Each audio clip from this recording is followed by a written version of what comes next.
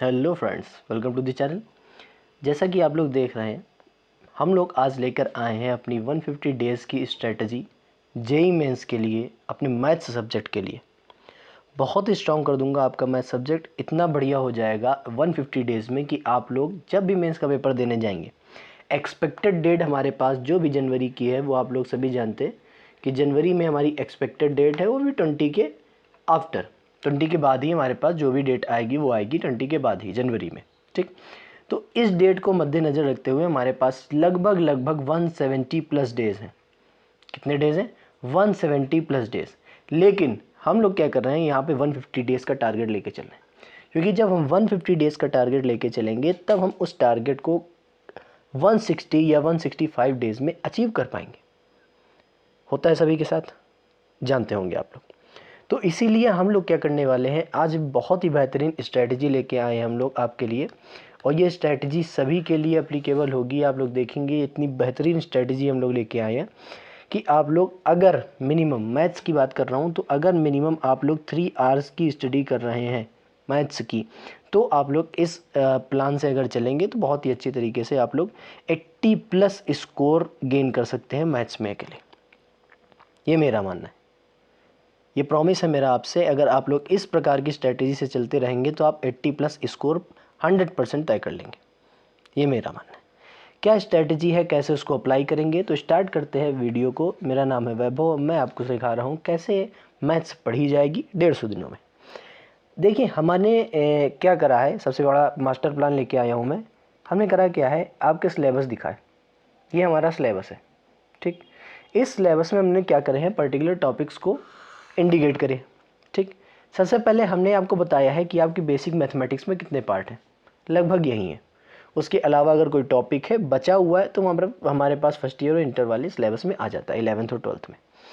ये हमारा बेसिक का टॉपिक है, और यही मेरा भी प्लान रहेगा कि कैसे मैं इसको कवर कराऊंगा। मेरा भी यही प्लान है, जल्द से जल्द इसको कैसे कवर कराया जाएगा। जिस प्लान को मैं आपको बता रहा हूँ उसी प्लान से मैं चलने का भी आप प्रयास करूँगा, कोशिश रहेगी। ये मेरा वादा है कि कोशिश रहेगी कि आपको भी इसी प्रकार से कंटेंट को डिलीवर किया जाए। कैसे बताया गया वो भी अगली स्लाइड में आएगा। अगली स्लाइड में हम लोगों ने लिखा हुआ है सारा कुछ कैसे कैसे करना है। तो अभी देखते हैं बेसिक मैथमेटिक्स। बेसिक मैथमेटिक्स में हमारे पास मेनली 4 पार्ट हमने लिखे हुए हैं यहाँ पे, क्योंकि बेसिक मैथमेटिक्स की अगर हम बात करेंगे तो बेसिक में हमारे पास सिर्फ और सिर्फ जेई वाला पार्ट ही लूँगा मैं। ये मैं 9th और 10th वाला पार्ट नहीं ले रहा हूँ यहाँ पे। इसीलिए यहाँ पे हमने सिर्फ और सिर्फ कितने पार्ट्स इंडिकेट करें हैं यहाँ पे, 4 पार्ट्स, 4 पार्ट्स। यहाँ पे 6-7 पार्ट्स और हो सकते थे, क्योंकि हमें ज्योमेट्री पढ़नी होती है। ज्योमेट्री आप लोगों ने पढ़ी होगी, ट्रायंगल, क्वाड्रिलेटरल और सर्कल्स। सर्कल्स के सेंटर एंगल, सर्कमफेरेंस पे जो मतलब एंगल्स होते हैं उनमें जो रिलेशन होती हैं, थ्योरम्स होती हैं, वो सारी हमको याद होनी चाहिए। ट्रायंगल्स की कई सारी थ्योरम्स हमें याद होनी चाहिए, तो हम स्ट्रेट लाइन में लगाते हैं फिर, और हाँ स्ट्रेट लाइन में लगाते हैं, पेयर ऑफ स्ट्रेट लाइन में लगाते हैं, क्योंकि स्ट्रेट लाइन में हमारे पास ट्रायंगल होता है तो वहाँ से कुछ थ्योरम्स अप्लाई होती हैं। तो वो सब चीज़ें मैं समझ के चल रहा हूँ कि आप लोगों ने पढ़ी हुई है, इसलिए मैं उसको अप्लीकेबल यहाँ पे नहीं कर रहा हूँ। तो मैंने कहा क्या है कि बेसिक मैथमेटिक्स में आप पे 4 पार्ट है मेनली। ठीक, जब आप 11th में जाते हैं तो आपके पास इतने पार्ट्स आते हैं मेनली। आपके पास सेट्स, रिलेशन फंक्शन होगा, ट्रिग्नोमेट्रिक फंक्शंस होंगे, कॉम्प्लेक्स नंबर होगा, थ्योरी ऑफ इक्वेशंस होंगी। थ्योरी ऑफ इक्वेशन और कॉम्प्लेक्स नंबर एक ही चैप्टर में आता है, बट हम लोग जब जेई पढ़ते हैं तब उस समय हमारे पास क्या होते हैं, 2 अलग अलग सेपरेट टॉपिक्स हो जाते हैं। क्योंकि हमारे पास थ्योरी ऑफ इक्वेशन में 2 टॉपिक्स आ जाते हैं। एक आ जाता है हमारे पास क्वाड्रेटिक इक्वेशन, और दूसरा आ जाता है हमारे पास क्यूबिक इक्वेशन। तो हम लोग क्या करते हैं, दोनों को सेपरेट टॉपिक मान के ही चलते हैं। इसीलिए कॉम्प्लेक्स नंबर के साथ हमने क्वाड्रेटिक इक्वेशन ना लिख के सीधा यहाँ पे हमने लिखा क्या है, थ्योरी ऑफ इक्वेशन। क्योंकि इक्वेशन की थ्योरी में हमारे पास 2 टॉपिक्स आ जाते हैं जो अपने सिलेबस में, और हायर वाले भी डिग्री वाली आती हैं, लेकिन उससे सरल क्वेश्चन बनते हैं। थ्योरी ऑफ इक्वेशन में हमारे पास क्वाड्रेटिक इक्वेशन के क्वेश्चंस बनेंगे और क्यूबिक इक्वेशन के क्वेश्चंस बनेंगे। नेक्स्ट टॉपिक हमारे पास आता है परम्यूटेशन कॉम्बिनेशन। इसको तो मतलब बताने की ज़रूरत है नहीं, ये सभी लोग जानते हैं जो अभी जेई का पेपर देने जा रहे हैं, कुछ ना कुछ फर्स्ट ईयर में अभी तक पढ़ चुके होंगे 11th का टॉपिक, और वो उस टॉपिक में हम लोग पीएनसी तक पहुंच जाते हैं अब तक।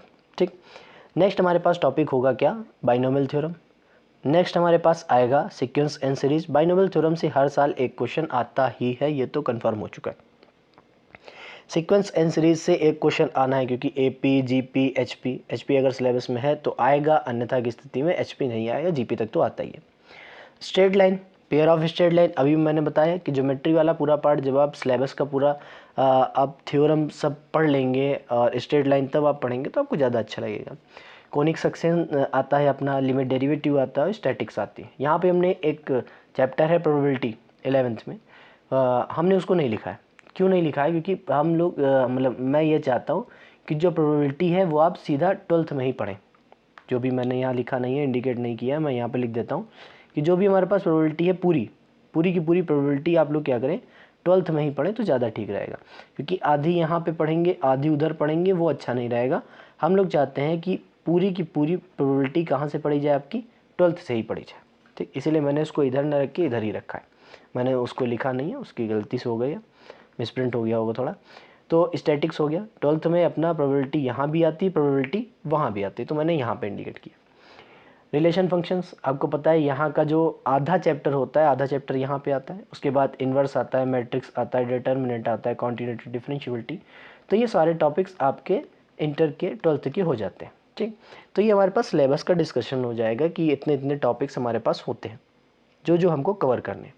नेक्स्ट हमारे पास आता है क्या, हम कैसे इसको पढ़ेंगे, कहाँ से पढ़ेंगे। कहाँ से पढ़ने का तो कोई सवाल ही नहीं है। जब मैं वीडियो बना रहा हूँ मैं कह रहा हूँ यही प्लान मेरा रहेगा अपने सिलेबस को ख़त्म कराने का। सेम प्लान यही रहेगा, इसमें कोई भी दिक्कत नहीं होगी। सेम प्लान हम लोग यहाँ से अप्लाई करेंगे। यही प्लान हम लोग रखने वाले हैं। 40 दिनों में क्या करना, अगले 40 दिनों में क्या करना, अगले 30 दिनों में क्या करना। 110 दिनों का प्लान मैंने बनाया। अब सर कहेंगे हम, आपने तो हमें बताया है कि 150 दिनों का प्लान है ये, तो 110 दिनों का प्लान क्यों लिखा जा रहा। मेरी बात बेटा सुन ले, 110 दिनों में आप सिलेबस ख़त्म करेंगे। 110 दिनों में आप लोग सिलेबस ख़त्म करेंगे। मैंने ये नहीं कहा है कि आपका रिवीजन सब कुछ हो जाएगा। विदाउट रिवीजन आप पेपर अगर देने जाएंगे तो मैं कह रहा हूँ आपके मैक्सिमम से मैक्सिमम क्वेश्चन गलत हो सकते हैं, क्योंकि कॉन्सेप्ट रिवाइज़ आपने किया नहीं है। बिना कॉन्सेप्ट रिवाइज़ किए आपके पास लगभग, अगर मैं इन सब चैप्टर्स को ऐड करूँ, लगभग आपके पास 25 से 30 चैप्टर्स आते हैं। और 25 से 30 चैप्टर्स के हमारे पास कंटेंट जो होता है उसको कैरी कर पाना पॉसिबल नहीं, क्योंकि हमको फिजिक्स भी देखनी है, केमिस्ट्री भी देखनी है, तो सारे टॉपिक्स आप एक साथ में कैरी नहीं कर सकते। तो इसीलिए हम लोग क्या करते हैं, रिविजन्स का सहारा लेते हैं। क्योंकि एक बार 110 दिनों में हम लोग क्या करेंगे, सिलेबस को ख़त्म करेंगे। उसके बाद साथ ही में कुछ चैप्टर्स साथ ही में रिवीजन करेंगे, और कुछ चैप्टर्स ऐसे होंगे जो साथ में रिवीजन ना करके हम लोग जब 40 दिनों में बैठेंगे, जब सिलेबस ख़त्म कर लेंगे, तो उन 40 दिनों में हम लोग क्या करते हैं, रिवीजन करते हैं और मॉक टेस्ट लगाते हैं पर्टिकुलर सब्जेक्ट का, और फुल लेंथ मॉक टेस्ट, सारे मॉक टेस्ट हम लोग लगाते रहते हैं और टेस्ट सीरीज़ भी देते रहते हैं। ठीक, तो यहाँ पे हम लोगों ने अपने सिलेबस को 3 स्लॉट्स में डिवाइड करा है। आप देख रहे हैं पहला स्लॉट मैंने लिया है, ये देख रहे हैं सेकंड स्लॉट लिखा हुआ है, ये देख रहे हैं थर्ड स्लॉट लिया हुआ है। तो 3 स्लॉट्स में हम लोगों ने अपने सिलेबस को डिवाइड किया हुआ है। पहला स्लॉट मैंने दिया हुआ है 40 दिन के लिए, 40 दिन का मैंने दिया है पहला स्लॉट। पहले स्लॉट में रखा क्या है, मैंने कहा है आपसे कि आप लोग करेंगे क्या, पहले स्लॉट में सिर्फ और सिर्फ सबसे पहले बेसिक्स को कवर करेंगे। पूरा बेसिक में क्या क्या है अभी मैंने बताया आपको। बेसिक में क्या है, number system, divisibility rule, logarithmic और इनइक्वालिटीज़। इनइक्वालिटीज़ में हमारे पास लीनियर इनइक्वालिटीज़ भी आ जाएंगी, जो हमारे पास फर्स्ट ईयर का टॉपिक भी होगा। ठीक, इसलिए मैंने मेंस के सिलेबस में ही लिखा नहीं हुआ है क्लास 11th वाले टॉपिक में। लीनियर इनइक्वालिटी आ जाएगी, और अपनी हायर ऑर्डर में भी जो इनइक्वालिटी यूज़ हो रही है, और लॉग के साथ जो मिसलीनियस इनइक्वालिटीज़ आती है वो भी इसमें इंक्लूडेड है। नेक्स्ट हमारे पास टॉपिक आता है सेट्स, रिलेशन एंड फंक्शन। अब हम लोग क्या करेंगे, जब भी इस टॉपिक को पढ़ेंगे, सेट मेरा चल रहा है, 2 लेक्चर हो गए हैं। ठीक, और जब भी हम इस टॉपिक को पढ़ रहे हैं तो सेट हम लोगों ने पढ़ लिया, लगभग सेट खत्म हो चुका है। हम लोग को सिर्फ PYQs करने, कुछ क्वेश्चंस करने। ठीक, और रिलेशन फंक्शन की अगर मैं बात करूँगा तो यहाँ पे मैं फर्स्ट ईयर इंटर, मतलब 11th प्लस 12th, जो भी सिलेबस है 11th और 12th का, उन दोनों के सिलेबस से मैं यहाँ पे रिलेशन एंड फंक्शन कराऊँगा। दोनों का साथ सिलेबस कराऊंगा, जिससे कि हम जब रिवीजन करेंगे तो कोई प्रॉब्लम नहीं होगी, आधा इधर पढ़ें आधा इधर पढ़ें, ये नहीं करेंगे। पहले ही स्लॉट में हम सबसे पहले क्या करेंगे, सेट पढ़ेंगे। सेट पढ़ने के बाद रिलेशन एंड फंक्शन को ख़त्म करेंगे। रिलेशन फंक्शन खत्म करने के बाद हम लोग पहुंचेंगे कहाँ पे, ट्रिग्नोमेट्री फंक्शंस में। अब ट्रिग्नोमेट्री फंक्शन अपने आप में बहुत बड़ा टॉपिक है। अगर मैं इसको लगभग पढ़ाने चला जाऊँ तो ये लगभग आप मान के चलिए 35 से 40 घंटे का टॉपिक है। 35 से 40 घंटे का टॉपिक, तो वो नहीं होगा, थोड़ा सा शॉर्ट में लेके चलेंगे, लेकिन सारे कॉन्सेप्ट आपको पढ़ाए जाएंगे। एवरी टॉपिक, सारे टॉपिक्स आपको पढ़ाए जाएंगे। क्योंकि अगर मैं इसको 35 से 40 घंटे तक लेके चला जाऊंगा तो बहुत ब्रॉड हो जाएगा। ठीक। तो 2-2 घंटे की, 2.5 घंटे की क्लास एक ही दिन में फिर आपके पास मिलने लगेगी, लोडिंग होगी लेक्चर्स की। नेक्स्ट हमारे पास टॉपिक आता है थ्योरी ऑफ इक्वेशन। ये भी हमको फर्स्ट स्लॉट में करना। हमने बताया था थ्योरी ऑफ इक्वेशन में क्या आएगा, क्वाड्रेटिक इक्वेशन भी आएंगी और क्यूबिक इक्वेशन भी आएंगी। नेक्स्ट हमारे पास आएगा बाइनोमियल थ्योरम, छोटा सा टॉपिक है, जल्दी खत्म हो जाएगा। परमुटेशन कॉम्बिनेशन, डीप थिंकिंग आपको रखनी पड़ेगी, ये भी छोटा सा टॉपिक है, खत्म हो जाएगा। ये पूरा एप्लीकेशन पे बेस्ड है। थोड़ा सा कॉन्सेप्ट चाहिए आपको सीक्वेंस सीरीज में और तुरंत ही क्वेश्चंस बनने लगते हैं, उसमें कोई प्रॉब्लम नहीं होती है। स्ट्रेट लाइन में भी थोड़ा सा ही ज्योमेट्री का कॉन्सेप्ट चाहिए, क्वेश्चन आपके बनने लगेंगे।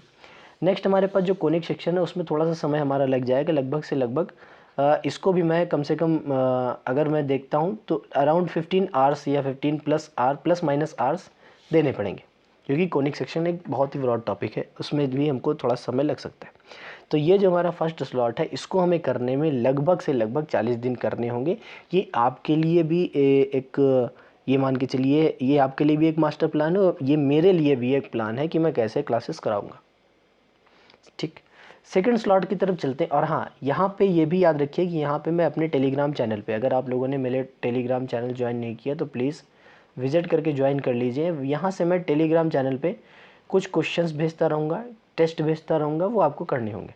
ठीक, डीपीपीज तो हो सकता है आने लगें अभी कुछ दिनों में, अन्यथा की स्थिति में क्लास टेस्ट और जो भी हमारे पास पर्टिकुलर क्वेश्चंस होंगे वही डीपीपी हो जाएगी। उसी से हम लोग अपनी तैयारी को मजबूत करते रहेंगे। ठीक, आगे आते हैं सेकंड स्लॉट में। सेकंड स्लॉट में हम लोग करेंगे क्या, मैट्रिक्स। अब आप देखिए यहाँ से हम लोगों ने बेसिक्स पूरा कवर कर लिया, जो भी हम लोगों ने बेसिक पढ़ा हुआ है। अब आप देखिए सेट रिलेशन फंक्शन के बिना आप आगे के टॉपिक्स नहीं कर सकते, क्योंकि सारे इंटर रिलेटेड होते हैं। ट्रिग्नोमेट्रिक क्वेश्चंस कहीं ना कहीं, ट्रिग्नोमेट्रिक वाले फंक्शंस कहीं ना कहीं आगे वाले टॉपिक्स में हमारे पास एप्लीकेशन की फॉर्म में आ जाते हैं, क्योंकि मेंस हो चाहे एडवांस हो, हमारे पास जो क्वेश्चंस आते हैं उनके क्वेश्चंस का जो नेचर होता है वो पर्टिकुलर एक चैप्टर से नहीं होता है, वो एप्लीकेशन से होता है। 2 चैप्टर्स का एप्लीकेशन होता है, 3 चैप्टर्स का एप्लीकेशन होता है।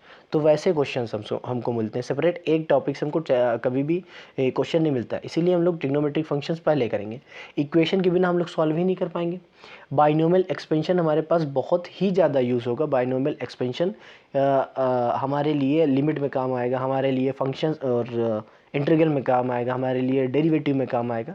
तो ये सब टॉपिक्स बहुत इंपॉर्टेंट है।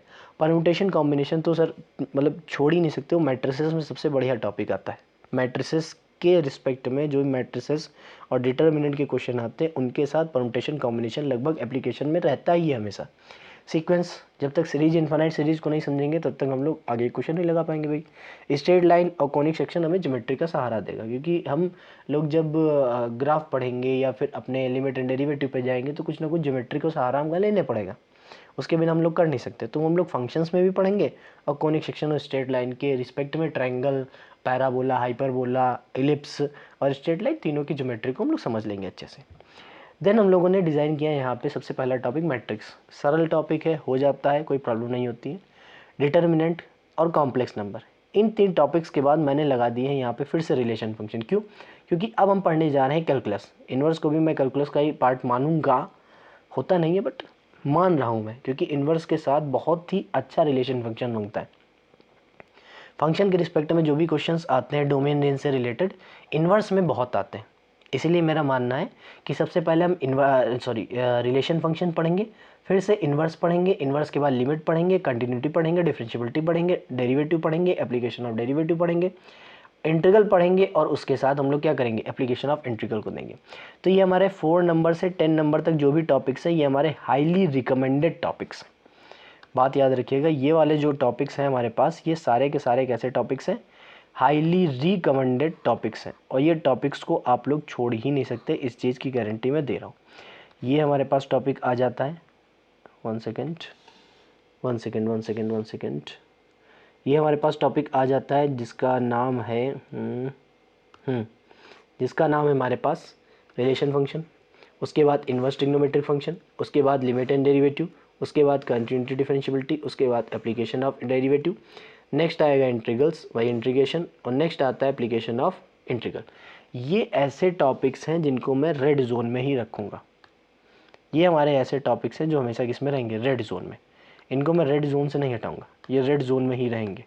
ठीक, नेक्स्ट हमारे पास आते हैं, ये हमको करने हैं 40 दिनों में। बहुत ही ज़्यादा रिकमेंडेड टॉपिक्स हैं ये सेकंड स्लॉट में, इसीलिए मैंने इसको रखा कहाँ पे 40 दिन के बाद। 40 दिन के बाद क्या होगा, आपके त्यौहार भी आएंगे, वहाँ पे आपको छुट्टी लेनी मना होगी। अगर छुट्टी ले लिया तो आप सेकंड स्लॉट से बाहर हो जाएंगे, आप यहाँ से प्रॉब्लम बहुत ज़्यादा क्रिएट कर लेंगे। उसके बाद हमारे पास आता है थर्ड स्लॉट। कितने कम चैप्टर रखे हैं थर्ड स्लॉट में, सिर्फ और सिर्फ दिया है कितना दिन, 30 दिन। क्यों? Revision of recommended topics. Recommended topics का मतलब है हमारे पास ये जो टॉपिक्स होंगे वो कौन से होंगे, रेड जोन वाले। कौन से टॉपिक्स होंगे, रेड जोन वाले। उनका हम लोग क्या करेंगे, रिवीजन। रिवीजन में मैं साथ में वन शॉट लेकर आऊँगा 2-3 पार्ट में, ठीक। और रेड जोन के जितने भी टॉपिक्स उनको बहुत ही अच्छे तरीके से हम लोग करेंगे। रेड जोन में हमारे पास पूरा का पूरा कैलकुलस आता है, क्योंकि ये जो कैलकुलस है हमारे पास यूज़ होगा किसमें, सेम टॉपिक हमारे पास यूज़ होगा एडवांस में। सेम टॉपिक, कोई प्रॉब्लम नहीं है, सेम टॉपिक रिवीजन होगा किसमें, एडवांस में। तो ये हम लोगों ने दिया है कितना, 30 दिन, क्योंकि ये जो टॉपिक है ये लगभग 15 दिन में आप लोग ख़त्म कर सकते हैं। अगर बहुत ही ज़्यादा सुस्त हो जाएंगे तो 15 दिन में ख़त्म कर सकते हैं, अन्यथा की स्थिति में इसे 10 दिन से ज़्यादा नहीं लगना चाहिए। तो मेरा मानना है ये हमारे पास जो अपना प्लान है वो कितने दिन का है, 110 डेज़ का।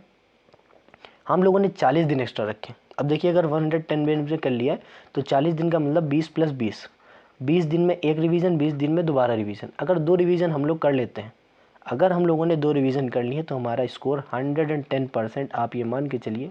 वैसे 110% होता नहीं, मैथमेटिक्स के स्टूडेंट है तो ये कहना नहीं चाहिए, बट मैं कह रहा हूँ कि 90% गारंटी ये है कि आप 80+ स्कोर कर पाएंगे, अगर पेपर ज़्यादा मूवेबल नहीं रहा। अगर 80+ स्कोर नहीं कर पा रहे हैं तो आपका परसेंटाइल अच्छा हो जाएगा।